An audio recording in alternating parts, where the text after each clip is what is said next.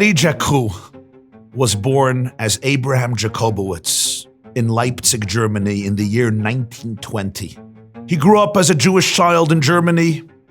His father used to tell him, "Abraham, I want you to always remember there is more joy in giving than there is in taking."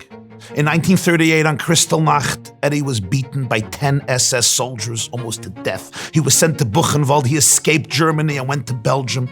When Hitler invaded Belgium, he was placed on a train to go to Auschwitz. He stole a hammer and screwdriver from the platform, and over 9 hours on the train, he managed to unscrew the flashboards of the carriage, and he escaped back to France and Belgium, reunited with his family, which also escaped from Germany. But in 1943, the Gestapo discovered the hiding place of the family, and they put them all on a train to Auschwitz.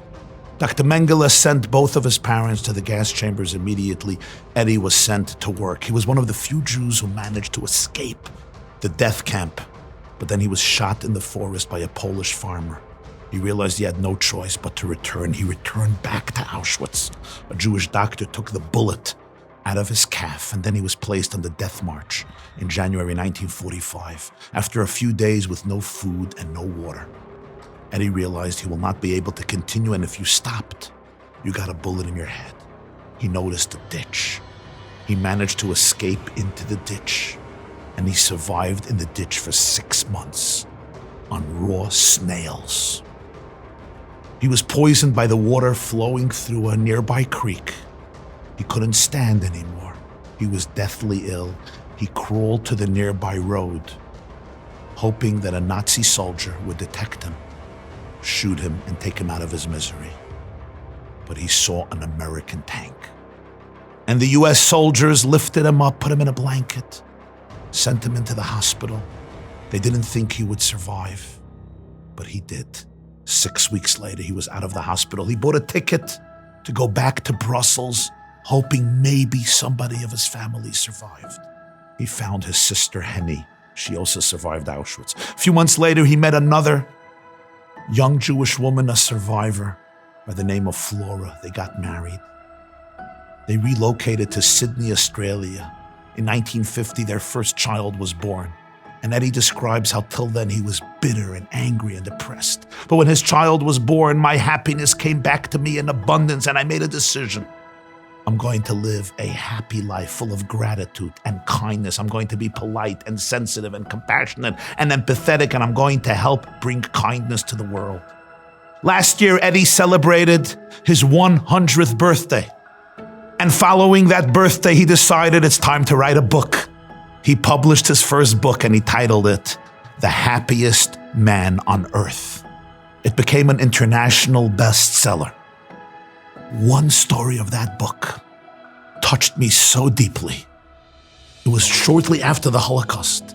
He's just lost most of his family. He was living in a flat in Belgium, and he opens up a newspaper, and he reads about 2 Jewish girls who tried to commit suicide. They jumped off a bridge in Brussels. They tried to fall on a barge, but instead they fell into the water. They survived. They were arrested, and they were put into a mental hospital. Eddie decided, I have to help these 2 girls. And despite the fact that he had nothing, literally, he lost everything or almost everything, he went to the hospital. The conditions were appalling, and he met these 2 girls, and he realized they are perfectly normal and balanced, intelligent and wonderful people. But they lost their entire family. They have been in Auschwitz and Birkenau. Everybody was murdered, and they simply did not want to live. They did not have the stamina, the desire to continue to live, so they decided to take their lives. And he met with the head of the hospital. He says, these girls don't belong here. Let me take care of them. Let me nurture them back to health. Besides that, the conditions here are horrific for anybody. If you come in normal, he said, you go out 3 months later mad. The guy let him take them. He took them to his flat where his sister was as well. And he encouraged them. He fed them and he nurtured them. And being also a survivor of Auschwitz, he can empathize with them. And finally, he managed to give them back that hope and that vigor and that inner fortitude and resilience they needed. And they went on to marry Jewish husbands and build beautiful families, and he maintained a connection with them. And Eddie writes, then I finally managed to experience what my father told me as a youth.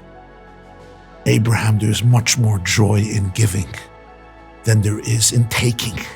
And when I saw these two beautiful girls come back to life, I realized that even in the depths of darkness, you can see miracles. And if you don't see miracles, you can become the miracle.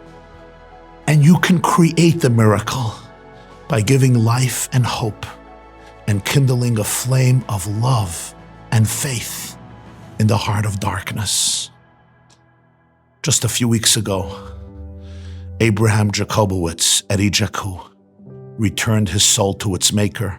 October 12, 2021, 6 Cheshvan 5782. This 101-year-old hero of the Jewish people, hero of the world, passed away in Sydney. But Eddie, the flame that you and your generation kindled in the midst of the deepest darkness will continue to burn forever and inspire us for eternity. Thank you. Happy Hanukkah.